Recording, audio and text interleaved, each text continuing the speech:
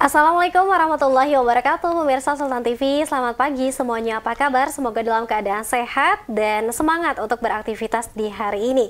Seperti biasa pemirsa, di pagi hari ini tentunya kita kembali menjumpai Anda dalam Bincang Hari Ini di edisi Rabu 2 November 2022. Tepatnya di hari ini akan ada analog switch off pada nanti malam pukul 23.59 waktu Indonesia Barat.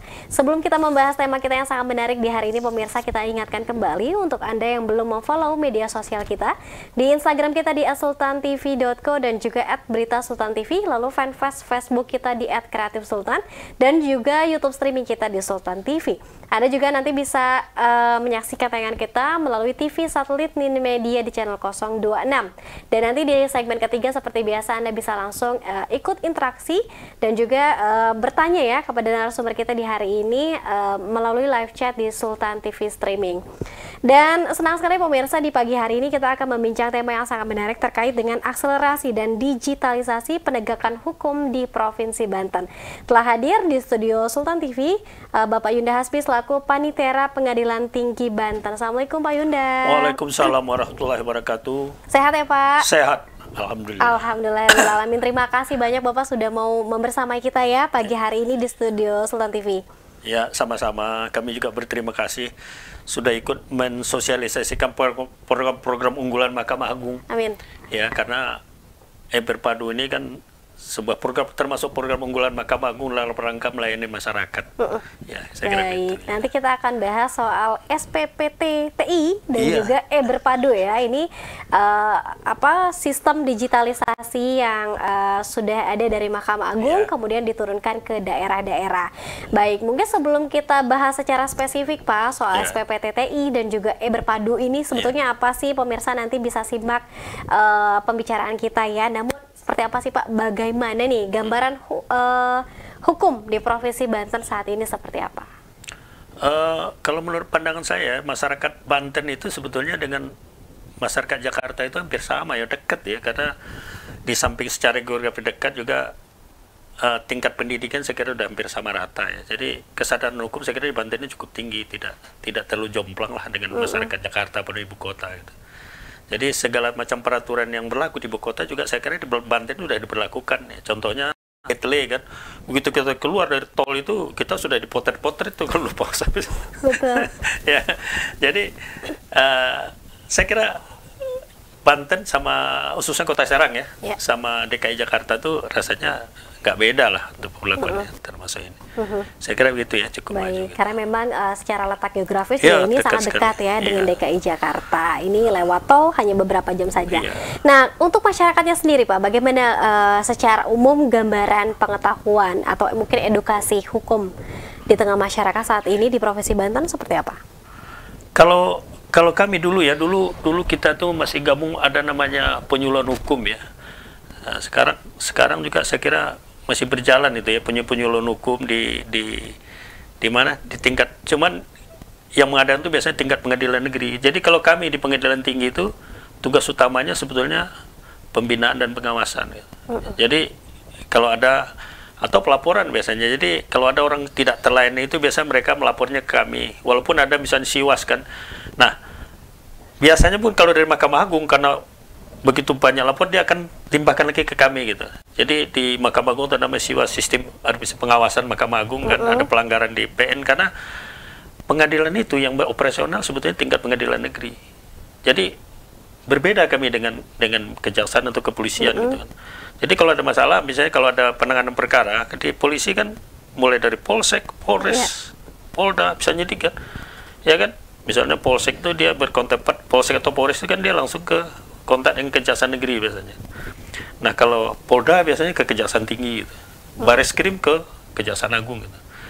Tapi kalau pengadilan seluruhnya itu akan diadili oleh pengadilan negeri, walaupun dia dari Kejaksaan Agung, dari Kejaksaan Tinggi atau dari Kejaksaan Negeri, semuanya masuk ke pengadilan negeri. Nah nanti beban pengadilan negeri memang berat sebetulnya, makanya biasanya kan kita disuruh ngawasi, suruh apa gitu kan dari pengadilan tinggi sebagai kawal depan Mahkamah Agung atau purpus istilahnya. Jadi begitulah, kami hanya memantau gitu banyak.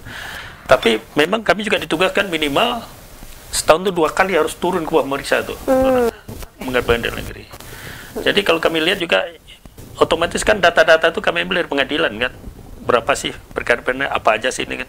Saya rasa rata-rata cukup maju pengadilan. Bahkan di pengadilan tinggi Banten lebih banyak perkara perdata daripada pidana gitu. Jadi kalau lihat indikatornya ini rasanya kesadaran hukumnya cukup tinggi loh, atau kepuasan masyarakat di PN itu cukup puas loh. Cukup memuaskan lah pelayanan. Tidak banyak, artinya kalau mereka tidak banding artinya cukup puas dengan putusan di bawah kan. Iya, sedikit sekali. Dari ribuan perkara ini, kalau di Provinsi Banten paling besar kan dari Tangerang ya, dari Tangerang sama dari Serang, dari Pandeglang atau Rangkas Bitung relatif kecil lah. Dan itu pun tidak banyak yang sampai naik bandingnya. Jadi itu indikator sebetulnya kesadaran masyarakat cukup tinggi dan pengadilan kepuasan masyarakat cukup terlayani gitu loh. Baik, gitu. Ada trust di sana muncul trust, ketika keputusannya ini tidak banding. Tidak banding, tidak puas itu loh. Saya kira gitu Mbak. Oke, dan pelaporan ini setiap hari sebetulnya ada terus ya Pak? Kalau kami di PT Banten tuh pelaporan yang dimaksudkan ketidakpuasan masyarakat kan, nggak banyak juga. Tidak banyak juga. Nggak banyak, nggak begitu banyak. Ada tapi tidak banyak gitu. Jadi yang ada itu kadang-kadang kan dari pengacara sebetulnya kan. Ya mungkin masyarakat yang main ke hukum terlalu tinggi kan, tapi pengaduan ini harus kita maknai sebetulnya kan. Putusan pengadilan itu bahkan itu banyak di bidang perdata loh. Ya mungkin tapi namanya di pengadilan kan pasti tidak semua orang puas kan. Yang kalah dia pasti nggak puas sama enggak. Gitu. Jadi kalau pengaduan itu kita belum lah, biasanya kita cross check gitu. Kita cross check ini bagaimana. Nah, sepanjang ada bukti-bukti itu tentu ada tindakan-tindakan. Gitu. Tapi secara umum saya kira putusan sudah bagus itu ya. Karena kalau saya sendiri menilai, karena saya kan petugas administrasi ya kan, saya tidak pegang palu, tapi kami ini pegang data loh. Jadi di pengadilan itu ada yang namanya hakim. Hakim itu tugas utamanya itu memeriksa dan memutus perkara itu. Nah, tugas kami di kepanitraan itu administrasinya ini mulai dari perkara masuk sampai menyelesaikannya, mengirimkan ke lain. Nah, itu kami itu. Jadi kami megang data-datanya itu semua.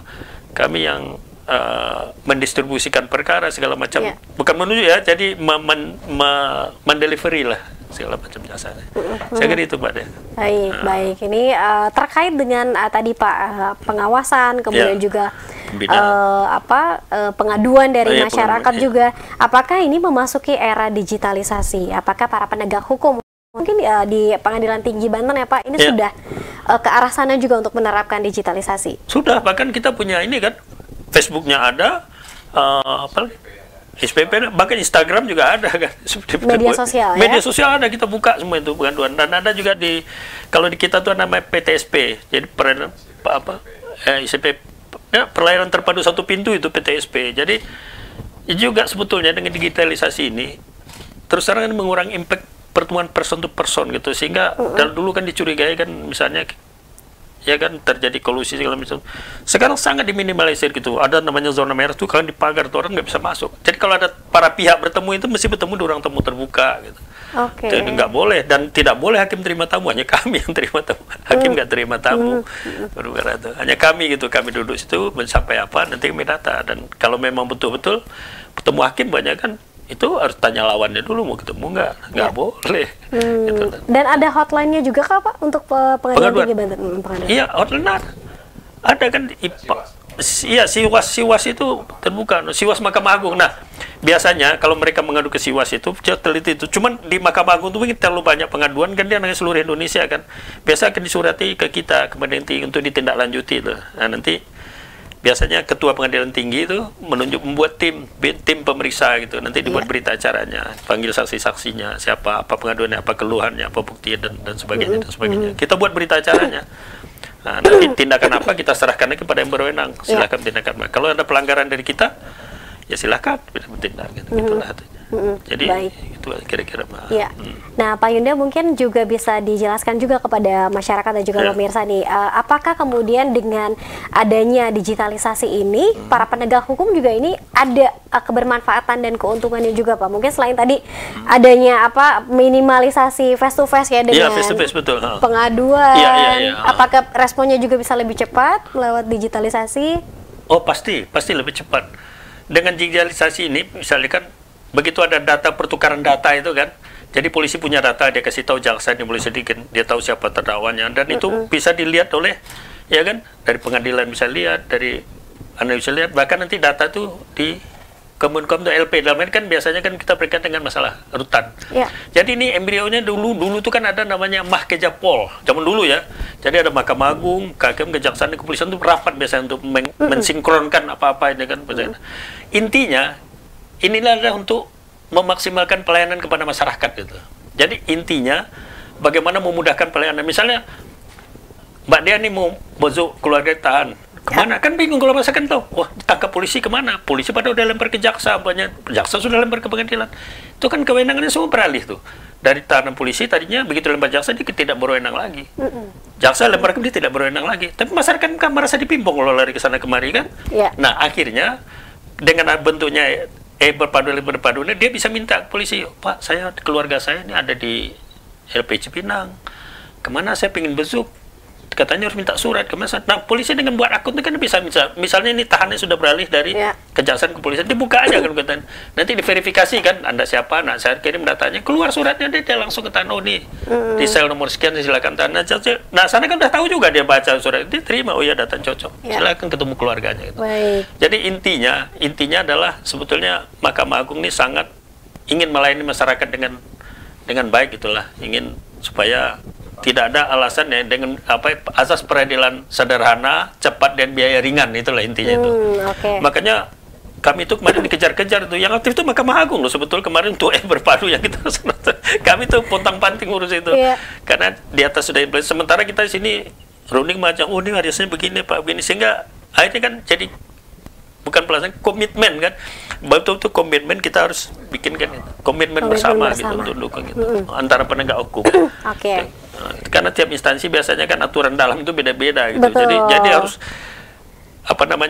sudut pandang harus kita samakan. Jadinya pola pikir kita pola pikir melayani gitu. Bagaimana melayani masyarakat pencari keadilan ini supaya mereka betul-betul terpuaskan. Kira-kira gitu. Baik. Dengan digitalisasi tadi bisa ada transparansi. Transparansi. Orang bisa melihat langsung ya Pak secara online. Kemudian juga tadi ada efisiensi waktu. Kemudian juga proses jalan perkara dia bisa pantau itu. Oh ini perkara sampai di mana? Sudah sampai di mana ya? Iya, memangkas birokrasi lah kira-kira. Memangkas birokrasi. Penting sekali ya Pak ya? Penting sekali banget. Banget. Oke, Pak Yunda, kita harus jeda terlebih dahulu nih. Nanti usai jeda kita juga ingin lebih spesifik lagi membahas beberapa waktu lalu ini sudah di launching SPPT TI bersama dengan Padu ya Pak ya. Ini mungkin bisa dijelaskan lagi kepada pemirsa sehingga nanti masyarakat juga ini bisa menggunakan layanan tersebut. Tetap bersama kami pemirsa dalam Bicara Hari Ini.